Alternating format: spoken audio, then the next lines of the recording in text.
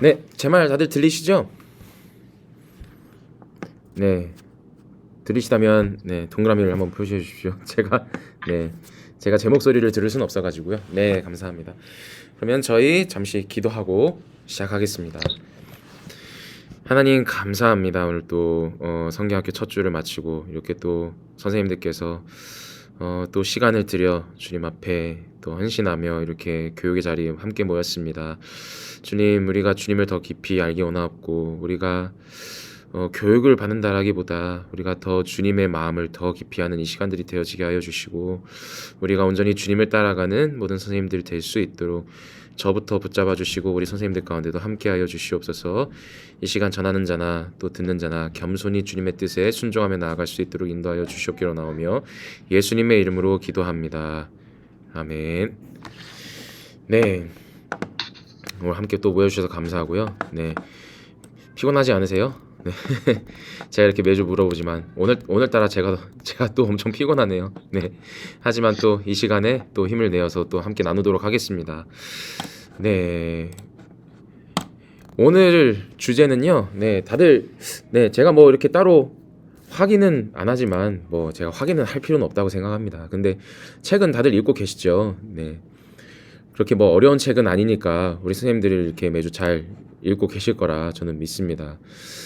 책이 참 그래도 교육의 책치고는 재미있는 책인데, 네, 우리 선생님들 혹시라도 네, 안 읽고 계시다면, 네, 꼭 네, 일주일에 한 10페이지 정도니까요, 꼭 읽으시고 우리가 먼저 그 책을 통해서 또 하나님의 마음을 먼저 또 우리가 받으면서 사역하면 좋겠습니다. 네, 이번 주제는요, 소통입니다. 소통. 네, 읽으신 분은 알겠지만 소통. 저는 개인적으로 이제 5주차가 됐잖아요. 가장 어려운 주제인 것 같습니다, 사실. 네. 우리가 뭐 때로는 뭐 주제에 따라서 어떤 거는 사실 뭐 지식으로만 알아도 되고 어떤 거는 뭐 이렇게 내가 좀 할만해 하는 것도 있겠지만 이렇게 뭐 주제에 따라 다르겠지만 사실 소통이라는 거는 굉장히 어렵습니다. 우리가 뭐 친하신 분들과도 사실 소통이라고 하는 것은 이렇게 마음 맞기가 굉장히 힘들잖아요. 네. 그런데 우리가 이제 어린 영혼들을 사역하면서 솔직히 좀 이런 생각도 들지 않으셨나요? 내가 우리 어린 친구들한테까지 이렇게까지 소통을 해야 되나? 네. 이게 참 소통이라는 것이 참 우리가 많이 낮아져야 되고 또 우리가 돌보는 양에게까지 또 진짜 그 양의 모든 것을 알기 위해서 부단히도 애를 써야 하는 그런 부분인 것 같습니다. 제가 이제 이 소통이라는 주제를 통해서 이렇게 나름대로 두 가지 키워드를 더 잡아봤는데 관계와 만남이라는 이렇게 키포인트로 한번 같이 나누고자 합니다. 우리 하얀 글씨 있는 제목을 한번 같이 읽고 시작을 해볼까요? 시작. 예수님의 삶을 닮아서. 네, 예수님의 삶을 닮아서. 네, 오늘은 조금 평소보다 조금 가볍게 이렇게 진행이 될 수도 있을 것 같고요. 또 아니면은 주제 자체가 굉장히 무겁기 때문에 또 무겁게 받아들이실 수도 있겠지만 예수님의 삶이 어땠는지 우리가 한번 돌아보는 시간을 갖도록 하겠습니다. 네, 이 그림 혹시 보신 적 있으신가요? 네, 아마 이제 그 뭐 구글이나 뭐 네이버 뭐 다음 뭐 이제 각각 사용하시는 뭐 검색하는 그런 사이트가 다르시겠지만 이제 개인적으로 저는 구글을 많이 사용합니다.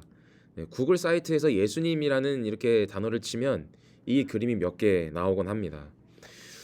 혹시 예수님 하면은 이제 어떠한 이미지를 갖고 계신지 잘 모르겠어요. 각 선생님들마다 만난 예수님이 또 다르겠고 또 어떤 분은 사랑의 예수님, 뭐 또 어떤 분은 이렇게 뭐 이렇게 아무튼 각자 이렇게 뭐 만난 포인트가 다르실 거예요. 근데 저는 예수님 하면 개인적으로 이 사진을 많이 떠올립니다. 왜냐하면 여러분 혹시 이제 우리 선생님들 성경을 읽으시면서 예수님에 대해서 한번 이렇게 느껴보셨던 적 있으세요? 예수님은 굉장히 쾌남이시다. 네, 쾌남. 네, 쾌남이라고 제가 한번 붙여봤습니다. 네, 쾌남이라고 하면 어떤 사람을 얘기하나요? 성격이나 행동이 굉장히 시원시원한 남자를 이야기합니다. 네, 저는 예수님을 떠올릴 때마다 항상 이 표정을 먼저 떠올리곤 하거든요. 우리가 보통 예수님을 떠올린다고 하면 뭐 십자가의 슬픈 사건, 네, 너무 감격적인 사건이죠. 뭐 아니면 부활의 사건을 먼저 떠올리기도 하고, 뭐 사랑의 예수님, 아니면 뭐 세상의 모든 사람들의 질고와 아픔, 뭐 짐을 지신 힘든 모습, 네, 뭐 이런 모습을 네 이렇게 생각하시곤 하시겠죠. 네, 근데 저는 개인적으로 이 쾌남의 이미지를 가장 먼저 떠올린다는 것입니다. 세상 사람들이요, 예수님을 바라봤던 시선이 있었습니다. 예수님께서 공생에 사역하실 때 세상 사람들이 예수님을 이렇게 바라봤습니다. 아마 핸드폰으로 보시는 분들은 이 글씨가 이렇게 좀 잘 보이시나 모르겠는데, 혹시 보이시는 분들은 11장 16절에서 19절 마태복음입니다. 여기 하얀 글씨, 네, 제가 띄워드린 부분 같이 한번 읽어드리겠고요. 만약에 잘 안 보이시는 분들은 네, 제가 크게 읽어드리겠습니다. 시작.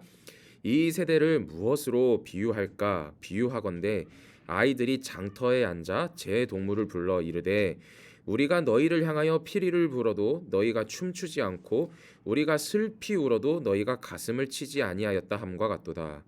요한이 와서 먹지도 않고 마시지도 아니하매 그들이 말하기를 귀신이 들렸다 하더니 인자는 와서 먹고 마심에 말하기를 보라 먹기를 탐하고 포도주를 즐기는 사람이요 세리와 죄인의 친구로다 하니 지혜는 그 행한 일로 인하여 옳다함을 얻느니라. 아멘. 네, 사실 이제 이 장면은요, 예수님께서 이 세상 사람들에게 복음을 수없이 전해도 오히려 듣지 않고 오히려 복음을 전하던 세례 요한과 예수님을 유대인들이 비판하던 모습이 담긴 그런 복음서의 말씀입니다. 그러니까 사람들이요, 예수님의 공생의 사건을 이렇게 비판하는 거예요. 예수님의 공생의 사역을요 이렇게 비판하는데요, 저 예수라는 사람은 맨날 먹고 마시기만 해. 그리고 포도주를 마시기도 하잖아. 그리고 맨날 죄인들과 어울려. 이렇게 이제 예수님의 공생의 사역을 이렇게 수없이 비판했습니다. 그런데 예수님께서는요, 세상 사람들이 비판하는 자신의 삶을 보면서 어떻게 말씀하시는지, 네, 여기 19절 마지막에 보면요, 지혜는 그 행한 일로 인하여 옳다함을 얻는다라고 했습니다. 예수님은요, 세상 사람들이 죄인들과 어울리고 세리와 어울리고, 네, 또 뭐 이제 세상 사람들이 특히나 유대인들, 그 콧대 높은 유대인들 있잖아요. 우리는 율법을 지키고 하나님의 백성들이기 때문에 이 율법을 벗어난 죄인들과는 어울릴 수 없다라고 하면서 콧대 높은 유대인들이 이제 어울리지 않는 그 사람들, 네, 세리, 뭐 죄인, 뭐 이런 사람들을 예수님은 너를 너무 사랑하시고 맨날 같이 어울리시는 거예요. 그러면서 이제 세상 사람들은 비판하지만 예수님께서는 지혜는 그 행한 일로 옳다함을 얻는다. 그러니까 죄인들과 함께 어울리는 그 모습이 지혜롭다라고 말씀하시는 거예요. 그런데요, 우리가 그 당시 죄인, 유대인들에게 있어서 죄인은 어떤 사람들이었을까요? 유대인들은요, 아까 말씀드렸지만 그들의 삶이 율법으로 아예 규정이 된 사람들입니다. 뭐 특별히 또 뭐 바리새인, 뭐 서기관들, 뭐 그리고 이제 바리새인 말고 또 누가 있었죠? 갑자기 사두개파, 뭐 이런 사람들이요, 율법 조항을 깊이 연구하려고 하고 탐구하고 그리고 그것들을 실생활에서 지켜야만 유대인 그리고 하나님의 백성이라고 여겼던 사람들입니다. 그러니까 스스로요, 율법을 철저하게 지키면서 자기들만 축복을 받은 백성이라고 여겼던 사람들입니다. 그리고요, 율법을 지키지 않는 사람들은 땅의 사람들이라고 이렇게 얘기하면서 그들을 죄인이라고 불렀습니다. 그러니까 율법을 잘 지키는 그 예루살렘 사람들, 예루살렘을 중심으로 한 그들은요, 자기들이 하늘의 사람들이라고 불렀어요. 네, 하나님의 선택받은 선민. 그리고 예루살렘을 좀 벗어나면요, 율법을 잘 지킬 수가 없거든요. 그래서 특별히 갈릴리 사람들 그리고 성경에 나오는 뭐 세리와 창녀, 뭐 그 외의 사람들, 율법과 거리가 멀어진 이 사람들을 땅의 사람들이라고 부르며 죄인이라고 손가락질했습니다. 그러니까 이 사람들은 로마의 지배하에서 로마 사람들에게도 상처를 받았고요, 동족인 유대인들한테도 전혀 대접을 받지 못하던 사람들이었어요. 그러니까 한마디로 이렇습니다. 저들은 하나님의 백성들이 아니니 저들은 유대인이라고 불릴 만한 자격도 없어. 네, 이렇게 너무나 핍박을 받았던 사람들이라는 거죠. 여기에 왜 갈릴리 사람들이 포함이 됐냐면요. 아마 들어보셨을 거예요. 네, 유대의 이제 3대 절기. 네, 이 3대 절기에는요. 네, 오순절, 초막절, 그 유월절 이 세 가지 절기는 꼭 예루살렘 성전에서 모여서 절기를 지내야 했습니다. 그런데요, 갈릴리가요 멀어요. 네, 예루살렘에서 많이 멉니다. 성전이 예루살렘밖에 없으니까 갈릴리 사람들은 가기도 굉장히 힘든. 네, 자기들의 어떤 그 가족의 그 1년 농사의 3분의 1 정도를 포기해야 되는 그런 사람들이었습니다. 그러다 보니까 율법을 지키기가 너무 힘들죠, 기본적으로. 그런데 그 사람들의 어려움, 뭐 핍박당하고 억압당하고 이런 거 다 필요 없이 예루살렘 사람들은 그들을 율법을 안 지키니까 그냥 죄인이라고 불렀던 거예요. 네, 저들은 죄인이다, 땅의 사람들이다. 그런데 여기서 반전이 있습니다. 네, 이것은 제가 이스라엘 갔을 때 직접 찍은 사진인데요. 혹시 예수님의 주된 사역지가 어딘지 아십니까? 혹시 들어보셨나요? 네, 예수님의 태어난 곳은 베들레헴. 그리고 예수님의 자라신 곳은 나사렛. 그리고 예수님의 본 동네라고 부르는 곳은 가버나움입니다. 갈릴리의 가버나움. 네. 우리가 성경에 이제 특히나 마태복음에 보면요, 예수님의 본 동네라고 있거든요. 근데 본 동네를 흔히 착각합니다. 아, 나사렛이겠구나, 베들레헴이겠구나. 근데 아닙니다. 이것은 예수님의 정말 고향처럼 사역하셨던 갈릴리의 가버나움을 이야기하는데요. 마태복음 9장 1절에 보면 예수께서 배에 오르사 건너가 본 동네에 이르시니라고 하면, 이제 본 동네로 가신다고 하면 예수님의 주된 사역지로 돌아가신다는 것을 이야기합니다. 네, 그러니까요, 이스라엘 사람들, 온 예루살렘 사람들, 그러니까 흔히 말하는 유대인의 주류 사람들은요, 이 가버나움 사람들을 당연히 싫어했겠죠. 그런데 예수님은 그곳으로 가서 사역을 하셨다라는 겁니다.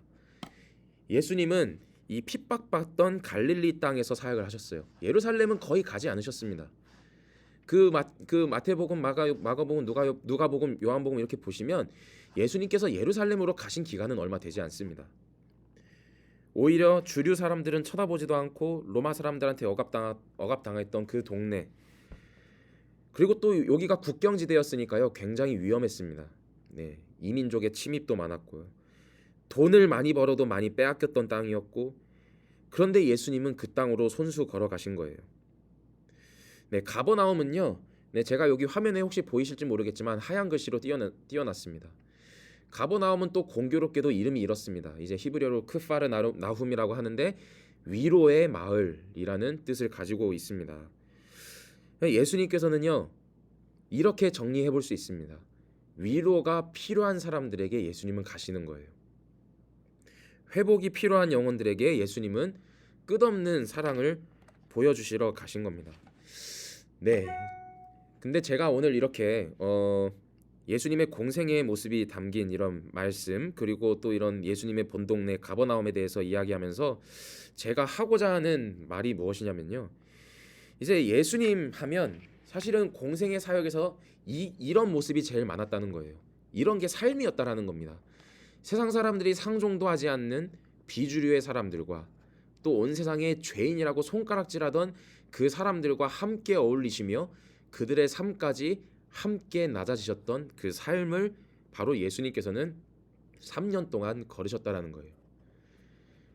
뭐 물론 십자가 사건 너무 중요하죠. 부활 사건 너무 중요합니다. 병 고치신 사건 너무 중요합니다. 그런데 예수님의 그 3년 사역 중에서 가장 일상생활에 가까웠던 표현은요, 바로 이것과 똑같습니다.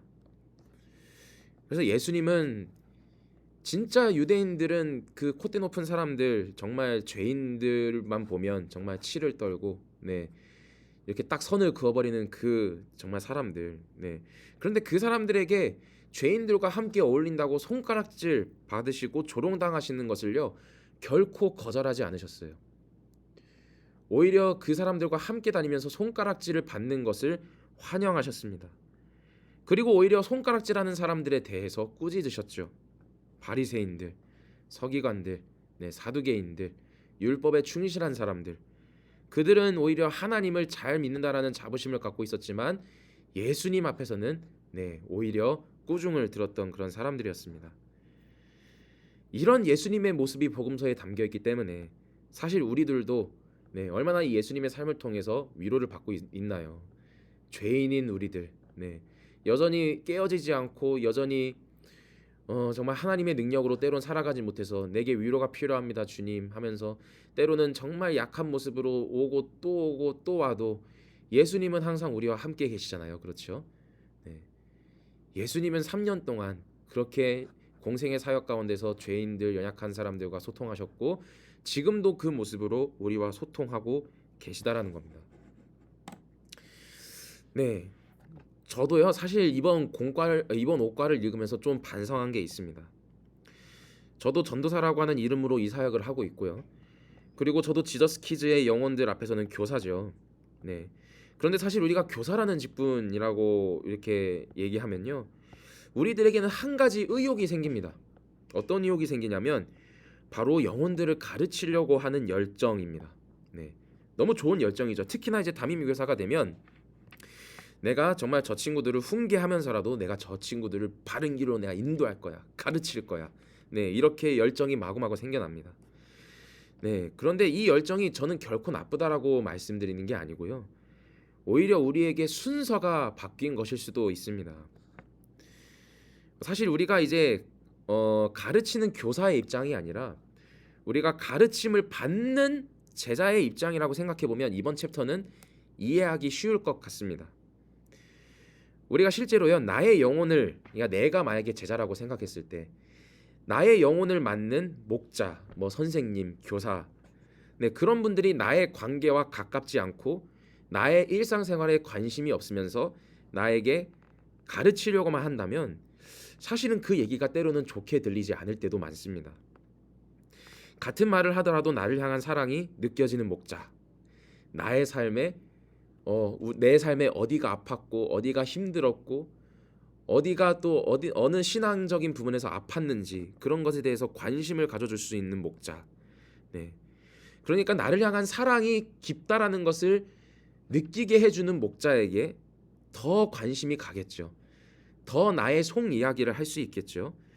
더 깊은, 나와 관계가 깊은 목자의 가르침이 더욱더 잘 내 심령 가운데 들어오겠죠. 그러니까 저도 저 또한 이제 교회 학교 시절을 생각해 보면 저와 아무 관계도 없고 주중에 사실 연락도 이렇게 막 주지 않으시는데 이제 주일에 좀 이렇게 저를 막 혼내시는 분이 계셨어요. 공과 시간만 되면. 근데 사실 그게 마음이 쉽진 않더라고요. 그러니까 저는 되게 내성적이었고 저는 말도 정말 전혀 안 하던 친구였는데 그 공과 시간이 매우 어려웠던 기억이 있습니다. 그래서요 사실 이번 옥과에서 알려주는 것이 이거인 것 같습니다. 우리가 교사 직분을 감당하면서 가장 먼저 해야 할 일은 가르침이 아니라는 거죠. 물론 그렇다고 해서 공과를 하지 말자고 하는 것은 아닙니다. 우리가 사실 우리의 영혼들에게요, 신앙의 압이 신앙의 어미로 각인되어지고 있는가라는 게 되게 중요한 것 같습니다. 내 입장에서 중요한 게 아니라 내가 맡고 있는 영혼들의 마음의 입장에서 나는 목자일까라는 질문을 한번 던져볼 필요가 있을 것 같습니다. 그래서 우리가 한번 이런 질문을 한번 던져보면 좋겠습니다. 나는 영혼들을 얼마나 잘 알고 있는가? 나는 내가 맡고 있는 영혼들과 관계를 얼마나 맺고 있는가? 그리고 두 번째, 이 질문이 중요할 것 같아요. 나의 영혼들은 나를 얼마나 영혼의 안식처로 생각을 하고 있을까? 이 부분이 중요할 것 같습니다. 제가 이런 것들을 체험해본 기억이 있습니다. 제 체험을 한번 말씀드리면요, 제가 개인적으로 여기 대천교회 오기 직전에 이제 서부교회 고등부에서 사역하면서요, 정말 이길 수 없는 선생님이 있었어요. 제가 아무리 전도사로서 앞에서 많은 영향력을 이끌어낸다고 하더라도 내가 이 선생님만큼은 졌다 내가 이렇게 생각했던 교사 선생님이 있었습니다. 저는 아무래도 전도사니까 어쨌든 책임감을 갖고 모든 친구들에게 신방하고 모든 친구들에게 연락하고 너 언제 시간 되니 한번 전사님과 만나자. 네, 이렇게 소통을 하려고 끊임없이 노력하곤 했습니다. 어느 선생님들보다도 노력하곤 했는데, 그런데 학생들이 저를 좋아해주면 좋은데 저를 좋아해주면 좋은데 네, 여기 사진에 제가 얼굴을 가렸군요. 네, 여기 사진에 맨 왼쪽 위에 남자 선생님이 계시죠.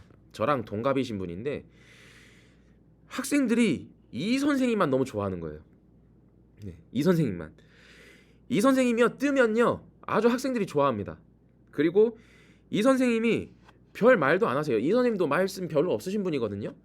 근데 이 선생님이 한 말씀 한 말씀 하시면 애들이 막 빵 터지고 좋아하는 거예요. 그리고 뭐 그렇다고 이 선생님이요 솔직히 뭐 공과를 잘 하시는 분도 아니에요. 그냥 여기 와서 여기서 말씀드리는 거지만 이 선생님도 약간 저랑 동갑이니까 이런 표현을 쓰겠습니다. 약간 뺀질이 스타일이세요. 저랑 되게 개인적으로 친했는데 되게 뺀질이 스타일이시고 뭐 하자 그래도 잘 안 하시고 네, 소위 말하는 그렇게 말씀을 잘 들으시는 분도 아니었습니다. 근데 이제 학생들이 이 선생님한테만 와서 밥을 사달라 그러고 막 그러는 거예요. 그러니까 사실 이 선생님은 우리가 어찌 보면 우리가 일반적으로 생각하는 교사라고 하기엔 굉장히 부족함이 많으셨던 분이었어요. 네.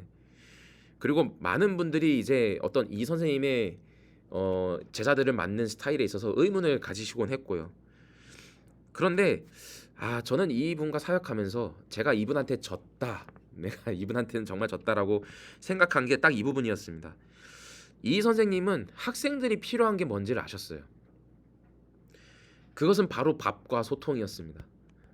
이 선생님은 그냥 딱 한마디밖에 안 하세요. 밥 먹자. 밥 먹자. 이거 한마디만 하세요. 그래서 저는 이 선생님을 정말 좋아했고요. 때로는 정말 전도사로서요. 이 선생님한테 질투를 하기도 했었습니다. 왜냐하면 학생들이 좀 내가 노력한 만큼 좀 와줬으면 좋겠는데 이제 학생들은 제 노력을 뭔가 몰라주는 것 같더라고요. 그런데 이제 이 선생님은 이제 학생들의 눈높이에서 이야기를 잘 해주셨고 또 그 어떤 선생님들보다 학생들과 친했던 그런 분이셨습니다. 네, 저는 이제 사실 사역하면서요, 공과를 사용하는 게 저희 대천교회가 처음입니다. 저는 이제 개인적으로 첫 사역지 때부터 이제 어느 교회를 가든지 공과를 하지 말자고 부탁을 드렸는데요. 이제 왜냐하면 그 공과 시간에 사실은 이제 가르치는 것보다 이제 관계를 쌓아달라고 사실은 먼저 부탁을 드렸었거든요. 그런데 이제 사실 선생님들 한번 질문을 드려보면 어려우시죠. 네. 사실 저도요. 이제 가끔씩 이제 선생님들이 못 나오셔서 소위 말하는 공과 공부 시간을 땜빵에 들어가면요. 저도 갑자기 맡게 된 이 반에 뭐라고 말해야 될지 고민이 확 생겨요.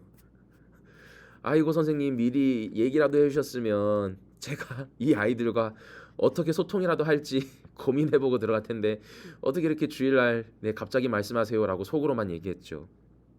네.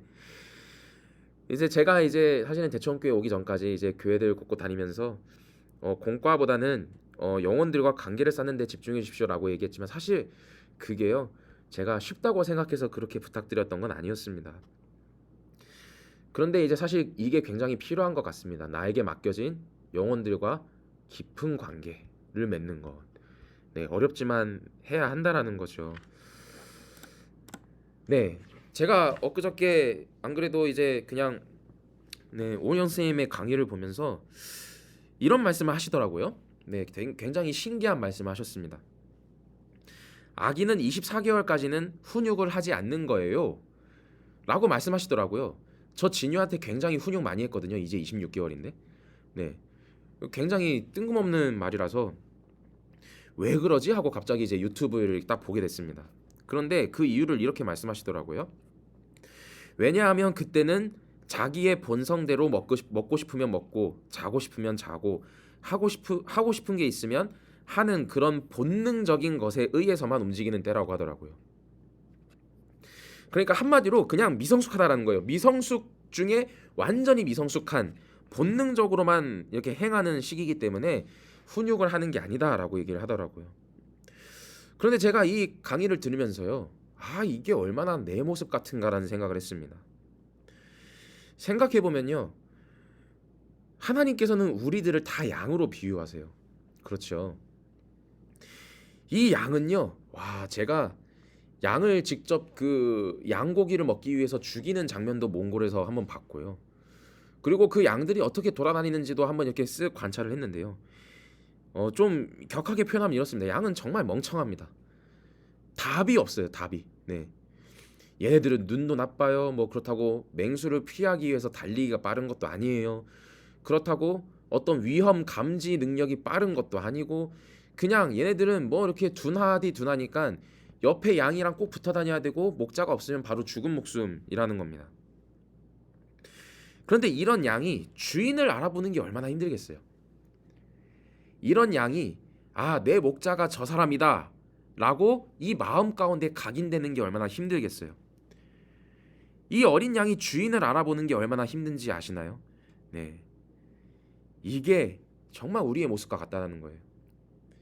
내가 주인 되신 하나님, 내가 주인 되신 예수님만 따라가면 살 수 있는데, 네, 하나님께서 말씀하시잖아요. 우리는 다 양 같아서 그릇 행하여 각기 제 길로 가거늘. 하지만 예수님께서 그 모든 죄를 하나님께서 예수님께 그 모든 죄를 담당시키셨도다. 우리의 참목자 되신 예수님. 네. 우리가 예수님을 알아보는 것도 힘든데, 사실 우리가 맡은 그런 양들이 우리를 정말 진정한 목자로 이렇게 각인시키고 각인이 되는 것 자체가 쉽지 않다라는 거예요. 네, 그렇다면요, 그 목자가 양과 친밀해지기 위해서는 어떻게 해야 되냐? 네, 그것을 이제 제가 오늘 PPT로는 준비를 못했지만 요한복음 10장 3절에서 이렇게 얘기하는 거예요. 양은 어쨌든 목자를 알아보기 위해서 그 목자의 음성을 알고 따라간다라고 합니다. 결국에는 정말 우리가 맡은 영혼들의 그 마음 가운데 내가 너의 목자다. 나는 너를 정말 사랑해. 내가 예수님의 마음으로 너를 정말 사랑한다라고 계속해서 각인시켜 줄 수밖에 없는 거예요. 그 방법밖에는 없는 겁니다. 그래서 이 책에선 이야기합니다. 네, 이 책에선 딱 이렇게 얘기하죠. 최고의 교사는 누굴까요? 학생들에게 관심을 갖는 교사라고 이야기합니다. 학생들도 소통이 필요합니다. 학생들 소통하기 정말 어렵죠. 네. 유초등부 친구들은 또 유초등부 친구들 나름대로 어려워요.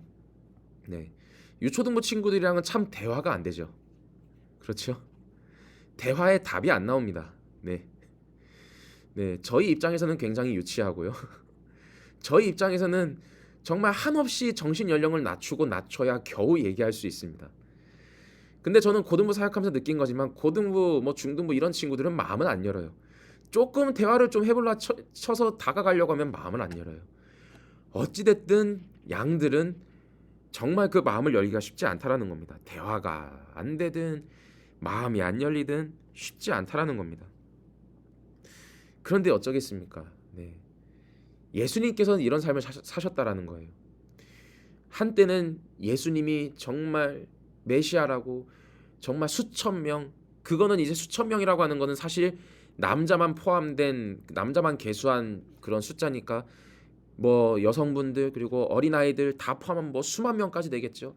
수만 명이 한 번에 예수님을 다 따른다고 처음엔 쫓아갔으면서 나중에 조금 예수님 말씀하시는 게 뭔지 모르겠어.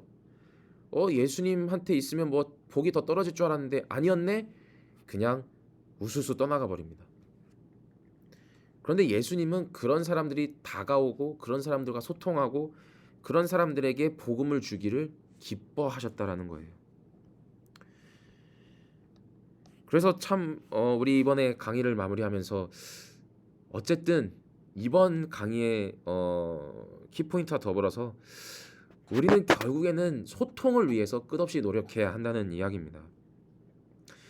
저도 그렇고요. 우리 선생님들도 아이들을 만나야 합니다. 우리는 그 어린이들의 삶 안에 사실은 들어가려고 노력을 해야 하는 거예요. 죄인과 함께 하셨던 예수님. 네. 세상 사람들은 그냥 저 죄인과 함께 있다고, 예수님께서 포도주를 마신다고, 네, 그 유대인 그 율법에 정통한 사람들은 뭐 나시린의 법칙도 잘 알고 있을 테고 예수님에 대해서 얼마나 조롱을 했겠어요. 경건한 사람은 포도주를 뭐 자제해야지. 네, 뭐 이런 식의 내용들이 있었으니까 뭐 예수님을 보면서 저 사람은 경건하지도 않고 랍비라고 하면서 행동 조심스럽지도 못하고 아주 불경건한 사람이야라고 했지만 결국엔 정말 양을 생각했던 분은 예수님밖에 계시지 않았죠. 네, 그 예수님은 오늘 우리에게도 도전하십니다. 우리도 양들의 삶에 동참해야 한다. 우리도 양들의 삶에 들어가야 한다라고 이야기를 하시는 겁니다. 네, 그래서 네, 오늘 강의가 끝나면 한번 이 예수님에 대해서 이런 예수님에 대해서 한번 묵상을 해보셨으면 좋겠습니다. 사실은 뭐 포도주를 마시는 예수님의 그림 사진도 있어요. 근데 우리의 생각을 너무 깨고 또 너무 이렇게 갑자기 확 뭔가 확 깨는 그런 이미지일 수도 있을 것 같아서 뭐 이렇게 제가 띄우진 않았지만 예수님은 정말 그 한 명의 영혼이라도 더 구원하시기 위해서 죄인들의 삶에 다가가셨고 그리고 우리도 그런 삶을 따라가려면 끊임없이 양들에게 우리가 목자라는 것을 각인시켜줘야 된다는 것이죠. 우리는 어린이들의 우리 유초등부 친구들 우리에게 맡기신 그 영혼들의 영적인 보호막이 되어야 하는 거예요. 그리고 그들에게 정말 기댈 수 있는 곳이 되어야 하는 거예요. 그것이 바로 교사가 되는 과정인 것 같습니다. 그 과정 속엔 정말 아픔이 많죠. 저도 그렇고 저보다 교사 생활을 더 오래 하신 우리 선생님들은 얼마나 아픔이 많으셨을까요? 어린이들과 소통을 하는 법도 연구해야 되고요. 어떤 것을 어린이들이 좋아하는지 그 각각 다 알아야 되고 때로는 거절당할 용기도 필요합니다. 연락을 제가 사랑하는 마음으로 했는데 굉장히 저를 격렬하게 바라보는 눈빛. 예배에 참여해서 너무나 기쁘고 좋아서 이름 한번 불러줬는데 이 사람 뭐야 하면서 그냥 흘겨보고 그냥 들어가는 그런 눈빛. 참 아프지만 예수님의 공생애가 이랬다는 거예요. 그렇지만 그런 거절 또한 거절치 않으시고 환영하신 그 예수님의 모습, 공생애의 모습을 우리가 기억하면 좋겠습니다. 이 책을 보시면 아시겠지만 교회학교 교사가 교회학교 영혼들에게 영향력을 행사하지 못한다는 그런 조사 결과에 참 충격을 받았습니다. 0%라고 하죠. 0%. 영혼들이 자신들의 삶에 대해서 교회학교 선생님과 상담한다고 하는 영혼이 한 명도 없었다. 이 조사 결과가 사실 좀 마음이 아팠습니다. 그러나 이제부터 우리는 달려가야죠. 어찌 보면 우리에게 좀 마음이 다친 그런 영혼들에게도 마음을 열 수 있도록 우리는 끝까지 두드려야겠습니다. 그래서 마무리하면서 이렇게 마무리를 드리고 싶습니다. 다른 어떤 것보다 우리가 맡은 영혼들과의 관계가 가까워지기 위해서 노력했으면 좋겠습니다. 저도 이제 선교학교가 끝나면 우리 선생님들과 같이 이제 신방으로 뛰어들 겁니다. 사실 그것이 먼저인 것 같습니다. 내가 이 사역을 하면서 나에게 맡겨진 이 영혼들에게 영적인 보호막이 되고 싶다. 내가 정말 기댈 수 있는 존재가 되고 싶다. 이런 마음으로 우리가 나아갔으면 좋겠습니다. 그래서 혹시 이제 강의는 마쳤는데요. 혹시 지난주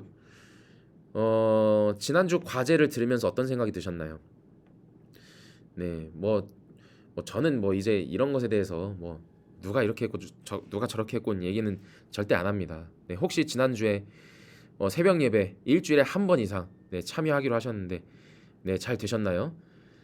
원래 참여를 잘 하신 분들은 잘 하셨지만 만약에 지난주에 혹시라도 한 번이라도 참여를 못 하신 분 계시다면 사정이 있는 분은 할 수 없지만 새벽 예배에 꼭 나와서 우리 영혼들 맡겨진 영혼들을 위해서 또 유초등부를 위해서 열심히 또 기도하셨으면 좋겠고요. 제가 과제 하나를 추가로 내드리겠습니다. 지난주에 이어서 두 번째 과제를 하나 드립니다. 이건 이제 앞으로도 계속 유효한 건데요. 앞으로 한 달에 한 번씩은 우리 각 반에 있는 영혼들을 위해서 만났으면 좋겠습니다. 그러니까 우리가 교회에서만 만나는 거 말고요. 제가 교회 문의를 해보니까 문고리 신방까지는 된다고 하십니다. 이거는 뭐냐면 선물 자그마한 것 하나 들고 이제 전달해주고 한 5분에서 10분 정도 얘기하고 오는 건 괜찮다고 하십니다. 네, 사실 우리가 이제 맡은 영혼들에게 삶 속에서 어떤 것이 있는지 또 가까이 다가갈 수 있도록 우리가 관심을 가져야 하는데, 사실 코로나 이후로 이게 굉장히 또 힘들어졌어요. 또 힘들어지다 보니까 신방의 패턴이 뭔가 이렇게 되게 또 소강 상태에 이르는 이런 또 패턴이 됐는데, 앞으로 이제 선생님들도 각 반에 맡은 영혼을 위해서 한 달에 한 번씩은 꼭 문고리 신방 하시면서, 제가 그냥 예시를 들어봤습니다. 작은 편지와 이렇게 작은 선물을 들고, 왜냐하면 이게 선물을 고르는 것도요 굉장한 고민이거든요. 이 친구가 이걸 받고 좋아할까? 네, 거기서부터 사실 관심의 시작 아닐까요? 네, 제가 선물을 주자고 해서 뭐 비싼 걸 주자고 하는 건 아니고요. 네, 몇천 원짜리라도 정말 우리 친구들이 받고 우리 선생님이 이런 걸 주시네. 네, 여기서부터 사실 마음을 여는 것의 시작인 것 같습니다. 그래서 제가 이제 다음 주에 신방 은혜 나눔, 그 은혜 나눔지를 이제 양식을 드릴 거예요. 그래서 제가 뭐 굳이 이거를 뭐 검사의 개념으로 하는 것은 아니고요. 사실 신방하면서 되게 우리가 얻을 수 있는 은혜들이 많습니다. 그런 것들을 우리가 같이 공유했으면 좋겠습니다. 네. 뭐 그냥 짧은 거 뭐 두세 줄이라도요. 뭐 제가 오늘 뭐 예를 들어서 민준이를 만났는데 민준이가 솔직히 저를 환영하지 않을 줄 알았는데 저를 환영해 줬어요. 너무 반갑게 안녕하세요라고 먼저 인사해 줬어요. 저는 예전에도 유초등부 사역하면서 이것 하나하나가 굉장히 감격이었거든요. 그리고 또 어떤 친구는 뭐 솔직히 그냥 시니컬하게, 전사님 솔직히 하나님이나 부처님이나 같은 것 아닌가요? 라고 얘기하는 이 질문도 감격이었어요. 왜냐하면 그런 질문을 던지기가 쉽지 않습니다. 이 친구가 내가 이렇게 찾아오니까 마음을 열어서 물어봐 주는구나. 네. 이런 것 하나하나가 은혜라는 거죠. 그래서 제가 다음 주에는 우리 저 교사실에 그 이제 신방 나눔 이제 지를 이렇게 종이로 인쇄해서 이렇게 놔 드릴 거니까, 우리 선생님들도 다시 한번, 원래 신방 잘 하시던 분인 거 제가 잘 알지만 이렇게 한 달에 한 번 다시 한번 우리의 심령을 되살리면서 이렇게 나아갔으면 좋겠습니다. 네, 그럼 우리가 이 시간 이 모임을 마치면서 우리 한번 같이 기도했으면 좋겠습니다.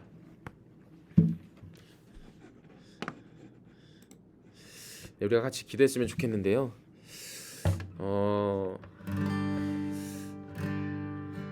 네, 아까 저도 말씀드렸잖아요. 이번 강의를 준비하면서 특별히 마음이 참 쉽지 않았다라는 것을 말씀드렸습니다. 왜냐하면 그 어린이들에게 나아가는 게 얼마나 우리 마음 가운데 아픔 또 힘듦을 수반하는지를 저도 잘 알기 때문입니다. 그렇지만 우리가 정말 양된 그런 영혼들에게 정말 나아가는 방법은 우리가 목자로서 끝없이 내가 너를 아낀다, 내가 너를 사랑한다라고 전달해 줄 수 있는 방법밖에 없는 것 같아요. 그래서 우리가 이 시간 이렇게 기도하면 좋겠습니다. 하나님, 우리가 이제까지 혹시라도 정말 양들에게 나아가는, 또 양들의 삶에 또 함께하고 참여하는 그런 어떤 열정과 패턴이 내 삶 가운데 사라졌었다면, 하나님 다시 한번 이제 우리의 모든 심령을 되살려 주시고, 내가 정말 양들의 삶에 나아가겠사오니 주님 용기 주시고 또 힘 주셔서 우리 아이들도 저를 환영하게 하여 주시고, 우리 아이들도 정말 저를 정말 목자로 정말 각인이 되고 또 인정하며 우리 같이 정말 사랑이 깊어지는 저와 양들이 되어질 수 있도록 주님 함께하여 주옵소서. 우리가 이 시간 이 기도 제목을 갖고 같이 기도하도록 하겠습니다. 기도하시겠습니다. 하나님, 정말 우리가 그런 양들의 삶에 찾아가는 게 얼마나 어려운지요. 정말 우리가 언제나 정말 양들이 정말 저에게 정말 저를 보면서 정말 영적인 안식처로 정말 이렇게 여겨지고 또 이렇게 저한테 다가오기를 소망하지만, 하나님 정말 양들에게 정말 제가 목자라는 것을 각인시켜주기가 참 너무나 어렵습니다. 때로는 정말 양들의 그런 환영하지 않는 눈빛도 보게 되고, 때로는 제가 정말 드렸던 정성보다 정말 반응이 오지 않는 그런 양들의 모습을 보면서 내가 무엇을 잘못했나, 내가 어떤 그런 마음을 전달해주는 방법이 잘못됐나, 정말 그런 여러 가지 시험에 들게 만드는 일도 많습니다. 하나님, 그러나 정말 이 목자의 자리가 정말 예수님께서 우리에게 다가오셨던 정말 정말 그런 마음을 깊이 느끼게 하곤 합니다. 하나님, 정말 저에게도 거절당하시면서 또 저에게 다가오기를 주저하지 않으셨던 주님, 하나님, 정말 제가 여전히 정말 주님을 떠나서, 하나님 정말 주님의 사랑을 거절하면서까지 주님을 떠났어도 저에게 여전히 다가오기를 거절하지 않으셨던 그 주님, 정말 오늘 그 공생의 사역의 삶을 되돌아보며 하나님, 정말 저의 모든 사역도 되돌아봅니다. 하나님, 정말 양들을 더 사랑하게 하여 주시고, 아버지 양들에게 더 다가가게 하시고 양들의 삶에 더 참여할 수 있도록 아버지 정말 저와 우리 모든 선생님들의 삶을 주님 함께 하여 주시고 모든 심령을 굳건하게 하여 주시옵기를 주님 간절히 소망합니다. 하나님, 정말 주님 함께 하여 주시고 아버지 주님의 마음으로 움직이게 하여 주시고 우리의 모든 어려운 마음들을 주님 모두 그 여리고 성벽을 모두 깨서 나아갈 수 있도록 주님 함께 하여 주시고 인도하여 주옵소서. 주님, 네, 우리 한 가지 더 기도하겠습니다. 하나님, 우리가 이제 남은 3주의 봄성경학교를 위해서 기도합니다. 하나님, 우리가 정말 때로는 오늘 설교한 것처럼 세상 사람들과 내가 다르게 사는 것 때문에 때로는 내가 힘들다고 여기고 때로는 내가 시험에 들곤 하지만 하나님, 이번 성경학교를 통해서 우리 사랑하는 모든 지저스키즈 어린이들에게 정말 예수님을 따르는 것이 진정한 복이라는 것을 깨닫게 하기를 원합니다. 하나님, 정말 하나님께서 그것을 깨닫게 하시기를 간절히 소망합니다. 예수님을 따라가는 것이 우리의 삶에 영원한 생명을 주는 것임을 깨닫게 하시기를 간절히 소망합니다.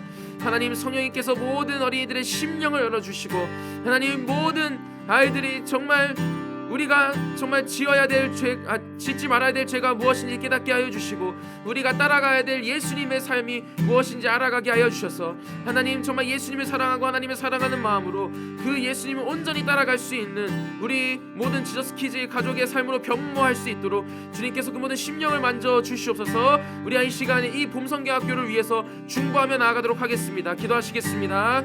하나님, 이번 성경학교를 위해서 기도합니다. 하나님께서 아버지 함께하여 주시고 역사하여 주시옵소서. 하나님, 도와주시옵소서. 하나님, 이끌어 주시옵소서. 하나님, 우리에게는 주님의 능력이 필요합니다. 하나님, 모든 어린이들의 모든 심령을 여시는 분은 주님밖에 없음을 고백합니다. 하나님, 그렇기 때문에 아버지 정말 주님께서 우리 모든 심령을 열어 주시옵소서. 하나님, 함께하여 주시고 도와주셔서 하나님, 정말 그 모든 심령이 열려서 주님의 뜻, 아버지 주님의 말씀이 받아들여지게 하여 주시옵기 원하옵고 아버지 우리가 따라가야 되는 예수님의 삶이 무엇인지 알게 하여 주시옵기를 주님 간절히 소망합니다. 하나님, 그래서 정말 우리 지저스키즈 모든 어린이들이 정말 거듭나는 삶을 살아갈 수 있도록 인도하여 주시고 하나님, 정말 우리 모든 지저스키즈 어린이들이 정말 하나님께서 축복하여 주시고 정말 하나님께서 주목하시고 하나님께서 바라보시는 삶이 되어질 수 있도록 주님 함께하여 주시고 인도하여 주옵기를 원합니다. 하나님, 우리 모든 선생님들과 함께 중보하며 나아가오니 하나님, 정말 주님께서 역사하여 주시고 인도하여 주셔서 하나님께서 아버지 정말 이 모든 것 가운데 주님 은혜로 더하시고 우리 모든 선생님들과 같이 한 마음으로 준비하며 은혜를 경험할 수 있도록 주님 함께하여 주시고 인도하여 주옵소서. 하나님, 감사합니다. 오늘 우리에게 주신 그 예수님의 삶을 통해서 하나님, 우리가 그 예수님의 삶을 닮아가기로 또한 결심합니다. 하나님, 그러나 참 우리가 예수님을 닮아가는 과정에서 겪는 또 우리 가운데 아픔과 또 힘듦, 또 우리가 깨야 하는 벽들이 있습니다.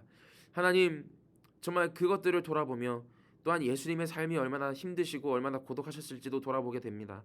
하나님, 정말 그러나 정말 주님도 그 길을 걸으셨기에 자신도 정말 자신의 삶을 돌아보기보다 정말 다른 사람의 영혼 구원을 위한 또 천국을 위한 삶으로 살아가셨기에 하나님, 우리도 다시 한번 우리 안에 있는 열정을 다시 한번 깨워서 그렇게 살아가게 되기를 간절히 소망하며 기도합니다. 하나님, 오늘 결단하는 것은 이제 한 달에 한 번씩 정말 우리가 맡은 영혼들에게 다가가서 정말 선물과 또한 편지로 문고리 신방을 하며 정말 그 친구들의 삶에 어떠한 삶이 있었는지, 그 친구들의 정말 삶을 살아가면서 기분이 어땠는지, 그 친구들의 삶에 있어서 무엇이 어려운지 무엇이 힘든지 우리가 먼저 물어보는 교사가 되어지기를 간절히 소망합니다.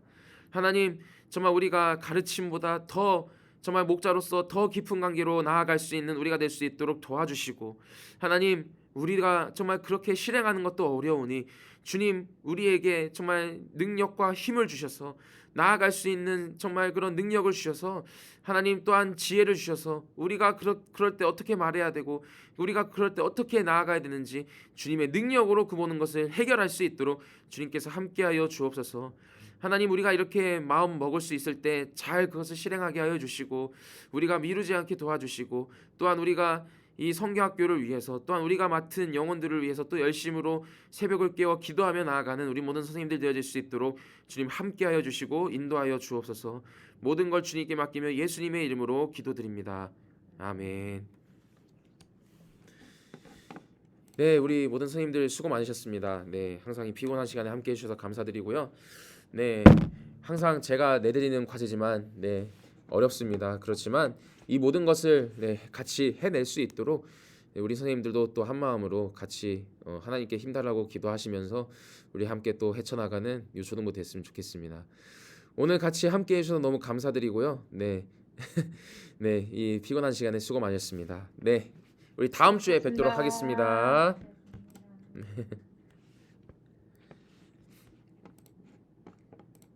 네, 여기 종료하도록 하겠습니다.